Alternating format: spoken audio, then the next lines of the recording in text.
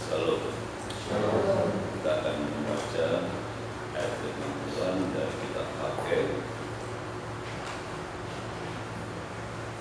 Kitab Hagai pasal yang kedua.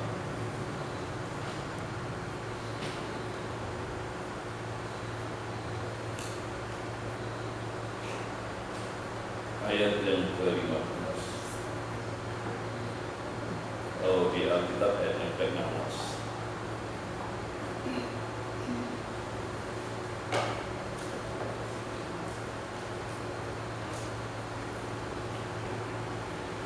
Hagai pasal 2 ayat yang ke-15.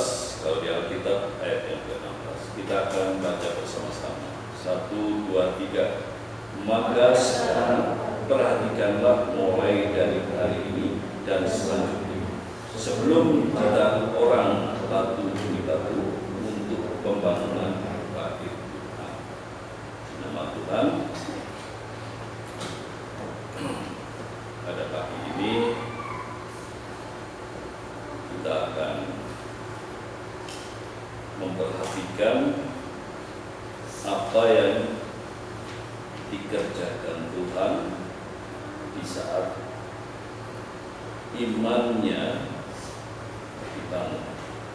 Pada saat iman saya bangun, apa yang akan dikerjakan Tuhan kalau iman saya bertumbuh di dalam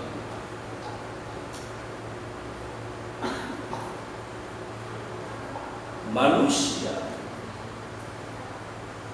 yang terbelenggu dengan kata nasib atau kata takdir,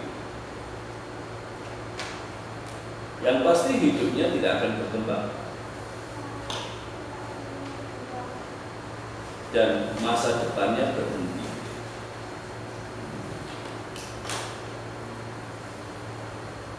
Mitos soal nasib dan takdir itu berkembang di tengah dunia. Jadi orang selalu berkata ini nasib, ini takdir yang diberikan. Maka berhentilah dia berkembang, tidak melangkah kepada yang lain. Maka dengan itu pada pagi ini saya ingin mengajak anak-anak Tuhan pandang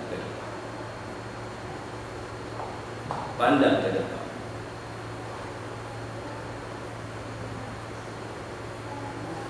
Bagi orang percaya, cara berpikir harus berkembang dan mengabaikan istilah kata nasib atau takdir.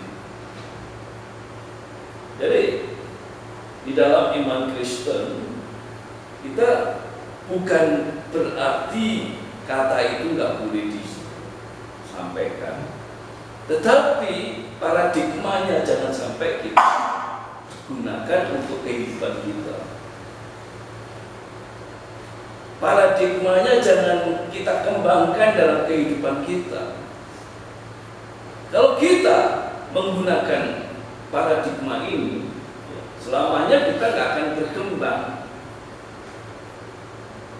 Ada seorang bapak yang sekarang sudah pensiun. Saya ketahui dia keliling naik sepeda, dia jual roti. Dia jual roti. Dia keliling. Dan waktu yang cukup panjang dia gunakan untuk jual roti. Tetapi karena dia adalah orang percaya, karena dia adalah orang Kristen, maka dia mencoba kepada yang lain, mencoba ke tempat yang lain untuk mendapatkan hidupnya, berkatnya. Dia mencoba melamar ke tentara dan diterima.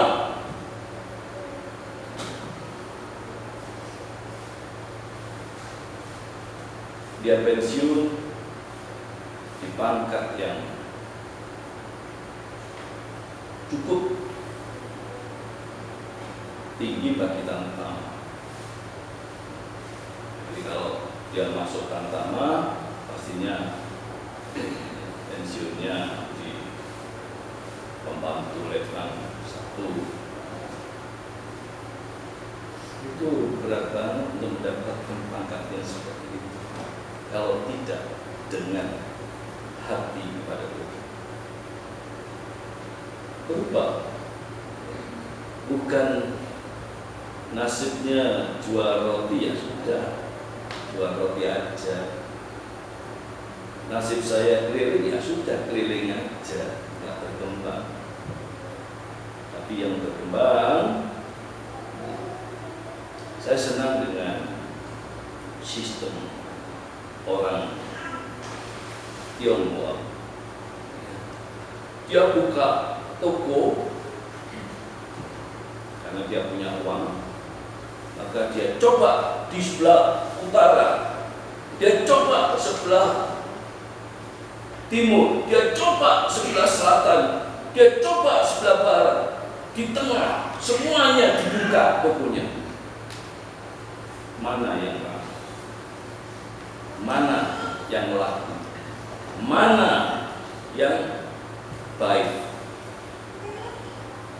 Toko yang baik akan dipertahankan, tapi toko yang tidak, ya, kurang pembelinya, maka ditutup.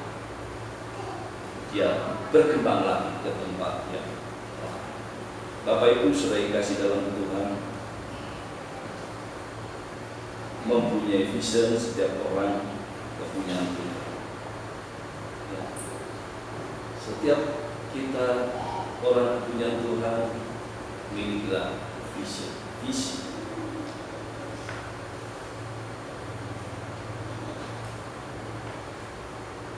Mata kita, mata rohani kita harus tajam menangkap apa yang Tuhan mau, apa yang akan Tuhan kehendaki dalam kehidupan kita, apa yang Tuhan inginkan kepada kita. Tetapi yang pasti, iman kita harus bertumbuh. Kalau iman kita nggak bertumbuh, kita nggak bisa melihat Tuhan ada di depan kita. Kalau iman kita tidak bertumbuh, kita hanya berkeluh kesah setiap hari, terus ngomel tiap hari. Kalau iman kita nggak bertumbuh, kita nggak bisa mengatakan cukup. Saya sudah cukup.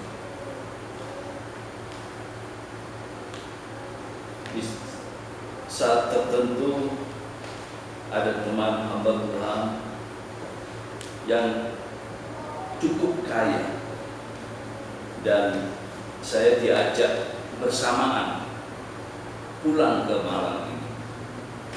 Kemudian dia berusaha bagaimana mengoreksi saya, memperhatikan kehidupan saya. Dia mencoba melemparkan satu kata kepada saya yang harus saya respon. Respon saya bisa berkata, saya masih kurang. Respon saya bisa berkata, saya cukup. Tapi saat itu saya berkata, saya sudah cukup. Bapak Ibu sudah dikasih dalam Tuhan. Cukup, istilah cukup itu susah untuk bisa dikatakan kalau kita tidak di dalam, kalau kita tidak bersama dengan Dia. Ada seorang bapak, kerjanya mulai dari jam 4 pagi keluar rumah, jam 8 malam baru pulang dari tempat kerja. Naik sepeda ke rumahnya yang cukup jauh. Saya tanya, Jam berapa sampai? Jam 10-an. Saya tidak tahu. Ketemu istrinya masih kondisi buka mata atau sudah tertidur. Ketemu anaknya sudah tidur atau masih menyapa bapak pulang. Atau nggak pernah ketemu anaknya karena berangkatnya jam 4 pagi, pulang sampai di rumah jam 10 malam untuk mendapatkan kehidupannya. Dia berjuang, tapi dia berkata, berapapun yang saya dapat cukup, karena dia orang Kristen. Pada cukup. Bapak Ibu sudah dikasih dalam Tuhan,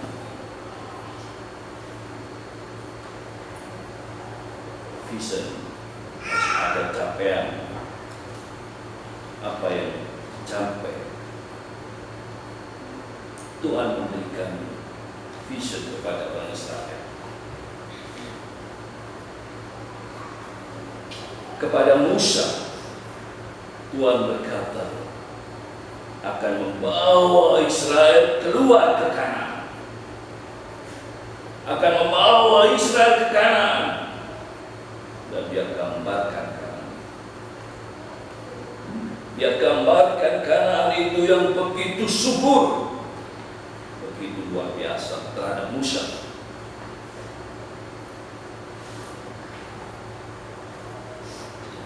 Terhadap Musa, Tuhan benar-benar memberikan visinya.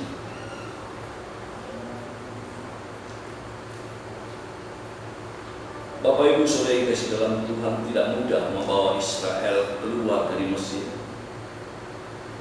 Kalau seorang Musa tidak memiliki iman yang bertumbuh di dalam Tuhan. Kita coba perhatikan pada saat Musa ketemu Tuhan, dia terus berdalih, dia terus bagaimana menolak untuk supaya kembali ke Mesir. Bagaimana Musa mengatakan kepada Tuhan, maunya berkata aku nggak mau, tetapi Musa punya ketakutan kepada Tuhan. Saya nggak pandai bicara. Akhirnya Tuhan pakai Harun harus menjadi juru bicara. Bapak Ibu Saudara yang dikasihi dalam Tuhan, pada saat Musa mendapatkan penglihatannya di atas Sinai, dia harus pamit kepada mertuanya. Dia harus pamit kepada istrinya. Dia harus pamit kepada anak-anaknya untuk membawa bangsa Israel keluar dari Mesir. Dan begitu luar biasa Musa dipakai Tuhan. Karena dia percaya Tuhan pasti membawa bangsa ini keluar. Bangsa ini keluar iman yang berbeda. Kita punya vision tapi tidak punya iman yang disebut karunia, ya semuanya akan bohong aja. Semuanya akan bohong aja. Ya, punya visi tapi nggak ada iman dalam dirinya. Nah ini orang fasik. Tapi bagi orang percaya punya karunia iman itu. Nah sekarang iman saya bertumbuh tidak? Kita akan coba perhatikan ayat-ayat Tuhan.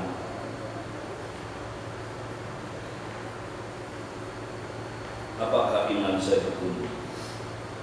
Apakah kita berani mengatakan Tuhan adalah gembalaku?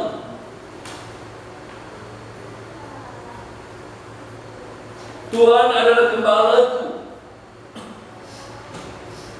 Pada saat ada masalah, marah nggak?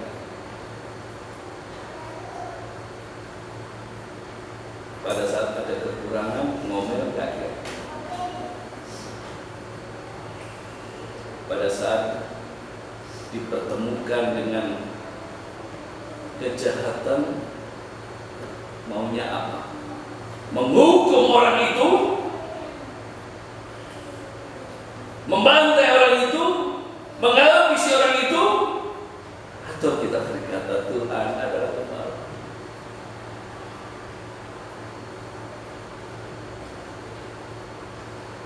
Saya banyak menegur orang, jangan inginkan kecelakaan orang lain. Jangan inginkan orang lain menjadi celaka. Yuk, tolong dia, selamatkan dia, ayo. Dan saya bersyukur dia berkata, ya Pak, baik, saya nggak akan menghukum. Oh, itu berat banget. Tapi bagaimana tidak menghukum orang? Karena Tuhan adalah Gembalaku. Hanya Tuhan yang aku andalkan. Di saat Tuhan adalah Gembalaku, hanya Tuhan yang aku andalkan. Di sana kita dikatakan, engkau seperti pohon di tepian air. Tapi kalau kita masih ada hati ingin membalas orang, kalau kita masih punya hati untuk menghancurkan orang lain, kalau kita masih punya hati untuk marah dengan orang lain, bagaimana Tuhan akan campur tangan? Bagaimana Tuhan akan mengulurkan tangannya? Sekiranya ini pembelajaran dan kita bisa berkata, Tuhan ampuni aku.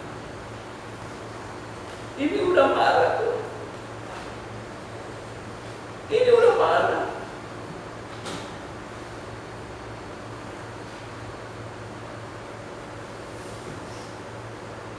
Tuhan Allah semesta, Allah menyertai Daud. Banyak yang memusuhi, sampai anaknya sendiri yang menjadi putra mahkota ingin membunuh Daud, melecehkan Daud.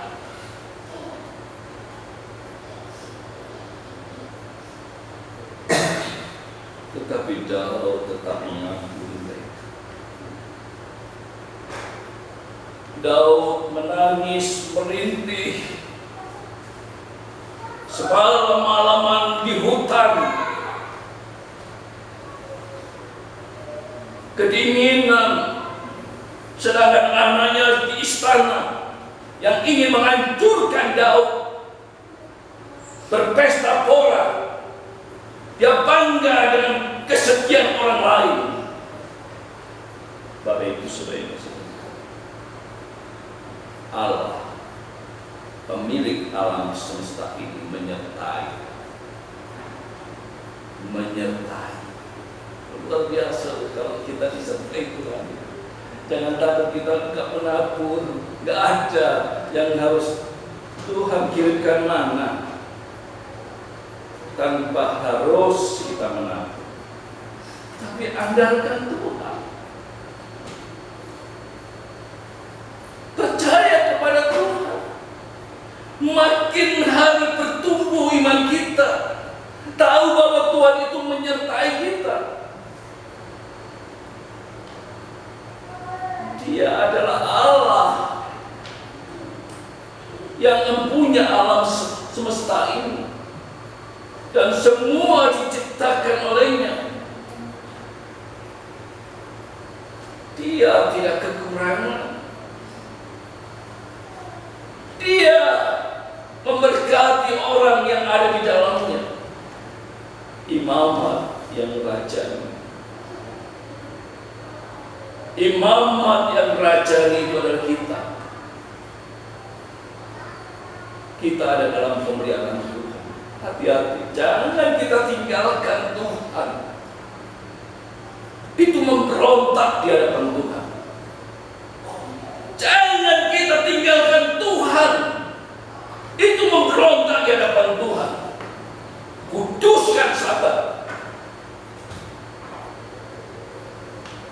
Jangan harapkan Tuhan murka dalam kehidupan kita. Jangan harapkan itu, tapi harapkan berkat Tuhan.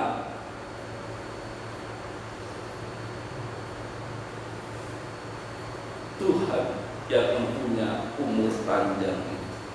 Saya bertanya kepada para mahasiswa, kamu dikasih kaya, tapi umurmu nggak panjang, enak? Dikasih kaya, punya kekayaan yang melimpah-limpah, tapi umurnya nggak panjang, enak mana? Umur panjang melihat, nah itu kepunyaan Tuhan, umur panjang. Kalau saya diberi umur, tambah umur, itu kepunyaan Tuhan. Berbahagialah kita di saat kita diberi kesempatan ini. Berbahagialah kita, ucapkan syukur di hadapannya pada saat umur kita ditambah. Karena Tuhan ada rencana yang indah untuk kita. Karena Tuhan ada rencana yang indah, umur panjang di tangan kanan. Hormat dan kekayaan itu di tangan kiri. Tuhan berbicara pada orang Asia. Tangan kiri bagi orang Asia ini enggak sangat-sangat penting. Yang sangat penting adalah tangan kanan. Tuhan tidak berbicara dengan orang Eropa. Tangan kiri kanan pun berguna.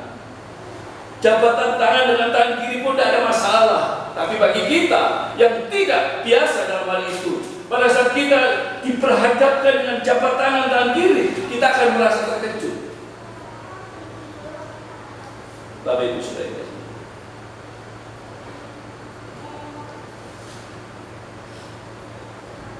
Tuhan Maha Kuasa, Tuhan Maha Tinggi, Tuhan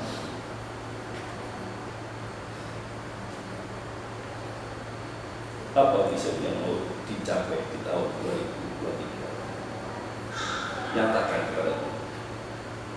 Katakan kepada Tuhan. Tuhan kenal dia. Tuhan tahu. Yang terutama iman kita semua. Pada saat bangsa Israel bangun bait Allah, dia bilang belum waktunya. Bangun bait Allah, belum waktunya. Yang terjadi kekurangan muncul. Kehancuran muncul. Tapi pada saat dia mau mulai angkat batu, meletakkan batu, membangun bait Allah, maka Tuhan berkata, lihat hari depan, lihat apa yang akan terjadi untuk, lihat, perhatikan. Kembali saya ajak membaca ayat firman Tuhan, Hakim 2 ayat yang ke-15, ayat yang ke-15, Alkitab ayat yang ke-16. Kita akan baca bersama-sama dengan penuh iman di hadapan Tuhan. 1, 2, 3. Maka sekarang perhatikanlah mulai dari hari ini dan selanjutnya, sebelum ditaruh orang batu demi batu untuk membangun bait itu. Perhatikan, sebelum bangsa itu tidak mau membangun bait Allah. Dan kalau kita baca selanjutnya, apa yang Tuhan katakan setelah bangsa itu mau meletakkan batu demi batu untuk bait Allah.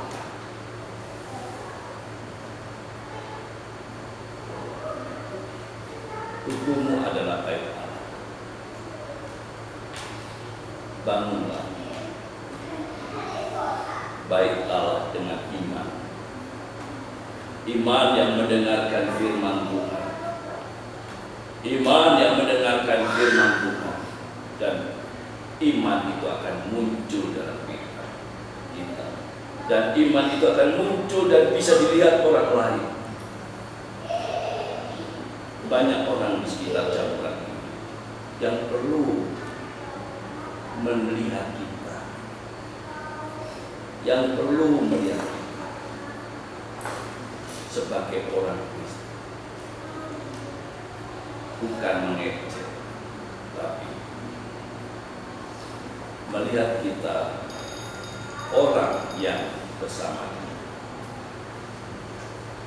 Jadilah bait Allah yang dibangun oleh Tuhan dengan iman di dalam, maka Tuhan akan memberkati. Pandang ke depan, jangan pandang ke belakang, maka Tuhan akan memimpin. Amin. Mari kita berdoa.